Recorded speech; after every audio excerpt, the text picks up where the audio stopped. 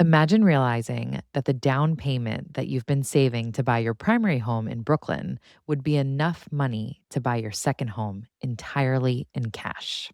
On today's Real Stories episode, you'll meet Liz, who traded city price tags for the Hudson Valley, and hear why that property didn't stay her second home for very long. What if your 401k came with a fire pit and a lake view? That's the question that inspired it all. I'm Katie Klein, and living in New York City meant buying a home felt impossible. So I decided to flip the script and buy my second home first. When I'm not there, it doubles as a short-term rental, covering its costs, building equity, and even turning a profit. And best of all, it gives me a place to vacation for free. What 401k can do that? Every week, join me as we hear from real people who've done the same and experts who can help you do it too. If you thought owning any home, let alone a second one, was out of reach, this is the show for you. This is Second Home First. Hello, everyone, and welcome back to Second Home First. I'm your host, Katie Klein, and today we have a really exciting Real Stories episode for you all. Today, I'm chatting with Liz, who was born and raised in Brooklyn, New York. When she and her husband began house hunting in Greenpoint, she was shocked to learn that a barely 3-bedroom fixer-upper would cost her $3 million. So instead, Liz decided to buy her second home first, a gorgeous A-frame in the Hudson Valley's Dover Plains, for less than a fifth of what a smaller place would have cost her in Brooklyn. We discuss how making gingerbread houses with her kids by the fireplace sold her on that home, what a novelty a pantry is for those of us coming from tight urban apartments, and the surprising outcome of this purchase for her and her family that no one, including all of them, saw coming. So, without further ado, let's hear from Liz. Liz, you decided to buy your second home first. Where were you living at the time that you made that decision? Yeah, so at the time, we were living in Brooklyn, New York, which is the same place that I had been raised, where my father had also been raised. My husband and I met in Brooklyn in 2017, where I had been living since 2013, after moving back from school. And we were living in Greenpoint at the time, which is a really hip neighborhood in Brooklyn. We had lived in a couple apartments there, really loved the neighborhood, and we were looking around there for places to buy. Yeah, it sounds like Brooklyn is so almost central to not only your relationship, but you growing up there, your family being from there. So it sounds like you did think about buying there. What were you looking at in terms of approximate price point in that area? We really had a budget through the years because it was a years long process. We began looking pretty much right after we got married in 2018. And our budget ranged anywhere between 1.5 and at a certain point, we almost were stretching up to 3 million. But it would have taken a really big mortgage in order to do that. And this $3 million purchase, I assume it was probably 18 bedrooms, 7 bathrooms, on the Yeah, right. water. Right. Unfortunately, with Brooklyn, it was a 3-bedroom, and it was a 3-bedroom that you could hardly call a 3-bedroom. The 3rd bedroom was really like an office, and it would have required a lot of work in order to turn it into a house that we could live in long term because the bedrooms were really tiny. And money, I imagine, then too. Exactly. So on top of the incredibly high purchase price, there were renovation costs that we were looking at as well. So where did you guys decide to buy instead? So we ended up buying in Dover Plains, which is in the Hudson Valley in New York. It's really close to the Connecticut border, less than 2 hours away from the city. We loved that it's close to the city, that without traffic, we can be there really quickly. But it really feels like you're very far away when you're up here. It's all farmland and rolling hills. There are cows and horses, which I really love to see.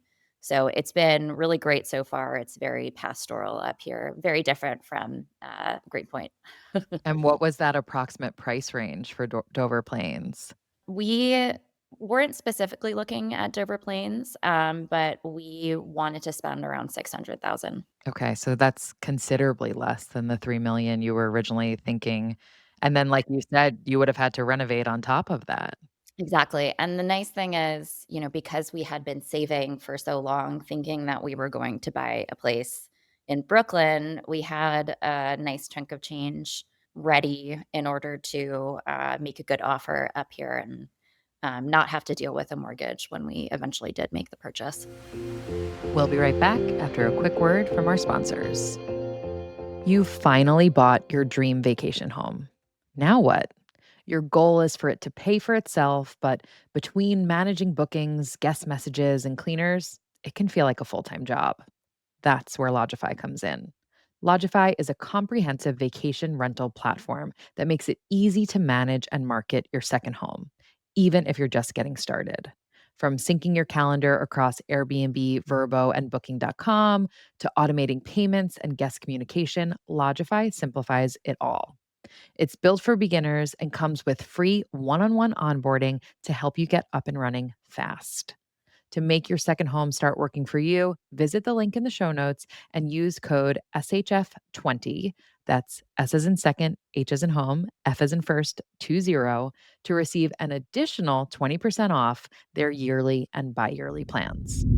Finding the right cleaning team has been absolutely crucial to the success of my second homes.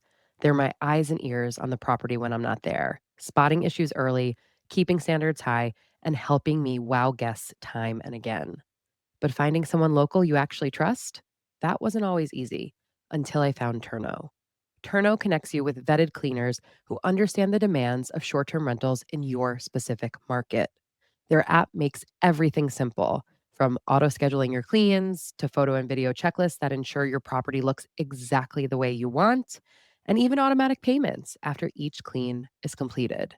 Click the link in the show notes to check out Turno and get $25 off your first cleaning.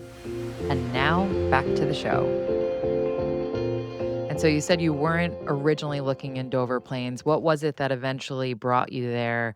And when you saw the house that you chose to buy, what were some of the things that you envisioned for your family in that space? I I've always loved the Hudson Valley. Dover Plains was not necessarily on my radar. It's very east of a lot of the locations that a lot of people typically know that are more on the river.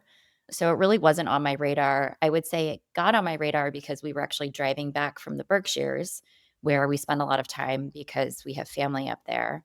And our route was basically through Dover Plains. And I figured, why not just look and see what houses are on the market there?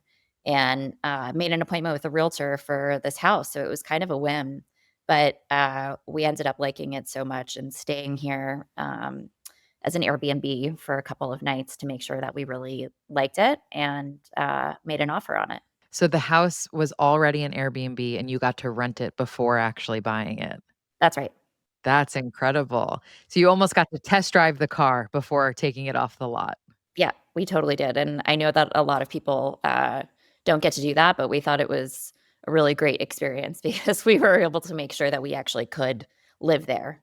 Yeah, absolutely. We just closed on our 3rd short-term rental vacation home in, the Finger Lakes, and Oh, that was congrats. also thank you. That was also a short-term rental before we purchased it, and so being able to go through the review history and see, are there things that people are consistently complaining about, or even better for your case, to experience it yourself and stay there and see how it feels. Were there certain memories or experiences that you had in that first stay that really solidified that this was the place you wanted to call home? Well, we came up right before Christmas, and so it was, really snowy up here. We came from the city where it was just kind of cold and sleety, but here it was beautiful and white. It was right before the holidays, so we were able to get all cozy by the fireplace, and we actually built a gingerbread house, that was an A-frame, which is actually the same, type of house that we ended up buying. And, the memory of doing that with my kids in this space made me feel like, "Oh, yeah, I can create a lot of family memories here." I like to think about vacation homeowners in three ways. Either you're a profit maximizer, someone who really wants to make as much money as possible from the home. You're a sweet spotter, so you're willing to give up certain high ticket weekends because you want them for yourself, but you'll give other ones to high paying guests. Or you're a first dibber, which means you're going to use the house when you want to. And if you make less money from it, that's okay. When you purchased this home, which camp do you think you fell into? I definitely was a sweet spotter. I knew that we were going to use it from time to time as a weekend house, but I was really excited about the short term rental possibilities. We met because I was thinking about that. You were very gracious enough to chat with me about my ideas. And I was really excited about the idea of turning it into a business. That's right. For anyone watching or listening, Liz and I got connected because I was interviewed on a Bigger Pockets podcast. And hearing that I live in Queens, and as she mentioned, she was in Brooklyn, she reached out. So look at this, guys. You can reach out to people you hear on podcasts or on YouTube and become friends. So You I'm meet so people happy on you the reached internet. out. Yeah, The rest is history, as they say. exactly. So you went into it as a sweet spotter. You purchased the home. What was the first thing you guys did after closing? Gosh, I think the first thing I did was actually work on the pantry. As someone who's grown up in Brooklyn, I've never had a pantry. That just seems like extra space. I didn't even know there was like a word for that. And so they had these, like, vinyl tiles on the shelving in there, and I went in with a blow dryer to basically unstick the glue and, like, scraped it all up and sanded it all and painted it all, and it was just very satisfying to finally have my own pantry. That sounds incredible. You're totally right. Here in the city, a lot of us do not have pantries. And if we do, it's probably like also serving space as like a home office and a shoe storage and. But since you fixed the pantry and all of that is looking great, and I'm sure designed the rest of the home, what's happened since? Yeah, we basically fell in love with being up here. You know, our space up here has an acre and a half, so we have lots of room for our kids to run around. And we loved just being in nature and being outside of the city. We had some decisions that we had to make for my son who's going into kindergarten. And so we decided that we actually wanted to try living up here. And we left Brooklyn and moved up here full time. So rather than renting it out, we have basically moved up here and have turned it into our primary residence. And before you bought the house, did you think there would ever be a day that you would live someplace other than Brooklyn? Uh, no. I mean, I think that I always in the back of my mind hoped I would try something else because I never had really left an urban environment, but I didn't think I was really going to ever get the chance to do it. And so I'm really grateful for this chance. And buying this house really gave me the opportunity to do this because, you know, without a place to live, we wouldn't have been able to leave the city. And this place has really been an inspiration for our family. That's what I love so much about this strategy. It can serve so many purposes depending on who you are and what's happening in your life. It could provide you income, it can provide you equity and appreciation. It can take a lot of the fear out of leaving the city in the first place. I had a very similar experience. You know, you spend so much time at this house to set it up and to get it guest ready. You fall in love with the area, you get to know the area as well. So that's so inspiring to hear that you guys have actually said, "You know what? We love it so much, we're gonna call it home." Yep. Yep. Yeah. It's been a surprise for both me and my husband, but so far we're loving it. We'll be right back after a quick word from our sponsors. Interior design is one of my favorite parts of buying a second home. I love creating a beautiful space. But let's be honest, staying on budget, managing orders, tracking deliveries, and juggling countless retailers can get overwhelming fast, which is why so many hosts turn to Minoan. With Minoan, you can shop more than 180 brands you love all in one place. That's brands like Crate and Barrel, Samsung, Anthropologie, Article, Casper, and so many more. They give you access to better than trade pricing, something typically reserved for professional designers, allowing you to save on every purchase. They keep every order, delivery, and receipt organized in one clean dashboard. And the best part, there's no membership fee, no subscription, no catch, just a streamlined approach with big savings. Once your second home is set up, Minoan can even make it shoppable. Your place basically becomes a four-walled influencer. So after guests spend a weekend obsessing over your couch or those sheets or that coffee maker, they can scan your QR code and order the exact same item for their own home. You earn a commission, no extra work required. To furnish smarter, visit minoan.com/second home to sign up and receive a free $25 in credit. When I was finally ready to rent out my vacation home, I had no idea what to charge guests. Thankfully, that's when I found Price Labs, a dynamic pricing tool that helps me automate pricing like a pro. It's simple. Price Labs uses real time data to automatically adjust my rates based on local demand, nearby events, and booking trends. It's easy to use, lets me set my own minimum and maximum prices, and keeps my pricing smart and competitive without any manual work. If you want your vacation home to pay for itself or even turn a profit, you need Price Labs to help you get the most from every booking. Visit the link in the show notes and enter code Second Home First, all one word, for a 30-day free trial plus $10 off your first invoice. And now back to the show. Did you have any fears or concerns when you guys made the offer on the place? Was there anything holding you back that thought this is a crazy idea? I think the only thing that was holding me back was just whether we were going to use it enough. We were worried that we wouldn't be up here enough, ironically. So I guess that fear was pretty unfounded. What do you wish you knew before you bought your second home first? My parents also bought their second home first. My parents were also renters in New York. And so I'm a second generation, second home first. So I actually feel like I went in with a different perspective than a lot of people. So I feel like I knew pretty much what I needed to know going into it. And I'm sure that something will come up. We've only been here for about 6 months now, so I'm sure that something will come up. But so far, I've been really happy with the experience.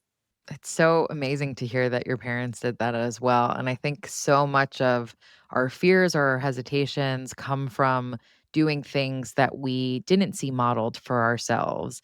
So the fact that you saw it and you saw how it could work, I think that probably gave you a lot of the confidence to say, let's jump right in and do this strategy. Yeah. Yeah, I think that's right. Last question for you, Liz. What would be your final piece of advice for anyone who's considering doing the same? I would say that if the numbers work, what it really comes down to is whether your heart is in it. And for me, it's about being passionate about where I'm living and being excited about the place because I think that it's a real project to make that place shine so that other people want to come with you, whether they're guests or whether they're paying Airbnb guests, for example. So, my advice would really be to find some place that, you really love in your heart. Liz, thank you so much. You're welcome. Thank you. Thanks for listening to Second Home First.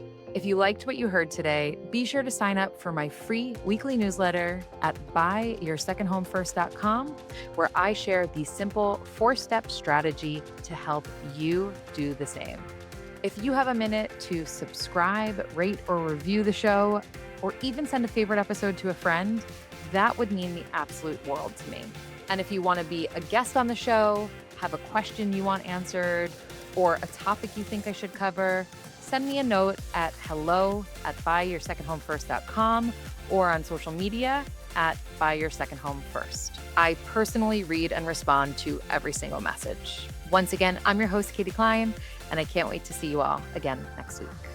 The content shared on Second Home First is for educational and informational purposes only. Please consult a licensed financial advisor before making any investment or financial decisions.